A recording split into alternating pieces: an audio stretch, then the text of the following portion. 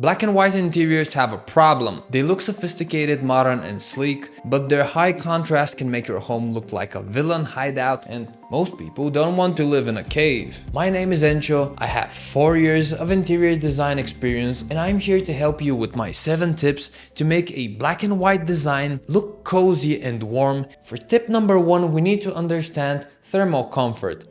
Black is the color that suffocates light the most. It holds it within and then spreads out heat like crazy. You should never put black furniture facing a window directly, because this way your room won't get enough light. Instead, you should always consider putting white pieces of furniture, because white reflects light the best. By putting light-toned pieces near your windows, the light gets dispersed more evenly, your home will look more inviting and more expansive. The second tip I'm gonna give to you is about visual weight. That's because black colors have a very strong presence. It's like a spoiled child that wants a lot of attention. White colors, on the other hand, are like the clouds within the sky. They are very airy and very light. If you have too many dark pieces, or if your entire room is black, it's gonna look like a cave and like a sinkhole. But if you have too many white pieces, it's no good either, because this way you get a hospital, clinical look. For that reason, we need to use a bit of both. And I don't mean split them half and half either, because this will make your design look very predictable and boring. We want a sophisticated, well-ordered, warm home. So how do we achieve this? Visual hierarchy is about knowing how much to put of each. You put 70% of your room being in white color and around 10 to 20% being in darker black colors. You see, this way colors complement each other.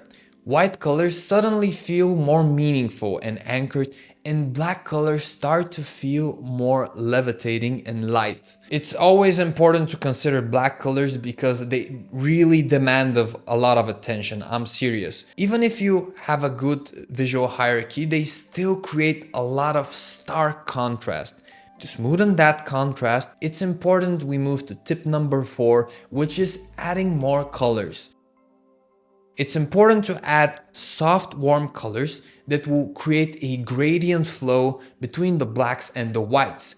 This can be anything from muted greens, light browns, deep blues, or soft yellows. Soft, warm colors not only create a more gradient flow between black and white, but also add up to a warm, cozy feeling. Now, you can take that cozy feeling up a notch by adding natural textures. This can be anything from woods, stones, it can be light oak, it can be deep brown woods, just anything to add up to that natural gradient flow between black and white, and also add that visual depth and richness within your home. Rhythm is important because it's like putting these colors in action. Now, to create a good rhythm, we discussed earlier that 70% of our room, our canvas, will be consisted of white colors. This will be the canvas of our room. We begin from there. Now, when the wall is white, we put a black piece of furniture, and then that black piece of furniture we accentuate it with another white toned color. This way you create a clear rhythm. White, black, white. If you want, you can turn it the other way around, but I really don't recommend it because having your walls black looks very suffocating, in my opinion, of course. However, there's another cool trick.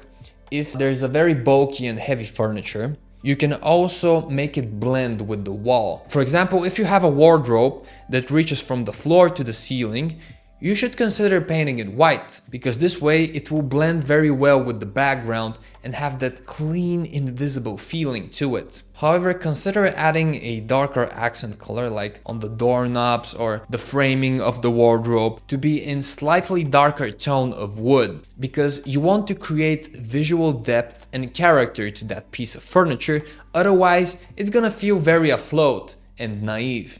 This is another way to create rhythm. You either go with black, white, but not always, because otherwise it's gonna look too predictable. So sometimes you should and you can break the pattern. The sixth tip we're going to talk about is about matte and gloss. For the most part, you should use matte for most of your furniture and add gloss to accentuate a piece that you like or a piece of furniture that you fancy. You should never use too much gloss because otherwise everything is going to look like a showroom. And you should avoid putting everything in matte because it's gonna look like a lab. So using matte for the most part with accent pieces that are glossy is gonna be a good way to create a visually balanced and finished look. Tip number 7 can be the saving grace of your home. If your apartment feels very dark or very black for your monochrome design, adding a soft, warm glow can even things out. Consider adding an accent lighting that is around 3000 Kelvin to add that cozy warm feeling. Because adding a glow that is more than 3000 Kelvin will look very whitish and will sort of blend with black and white, making it look and feel very meaningless. So adding a warm glow is the way to go, whether it's for accent lighting, task lighting, or overhead general lighting. Black and white is a very sophisticated and modern design that is bound to be contemporary and timeless. And to make this, you need to add more colors that bridge the contrast between black and white colors being more dominant and dark colors playing as an accent role. Now I have another video which explains in detail how to make our homes cozy, inviting, and warm. You can learn more from the video right here.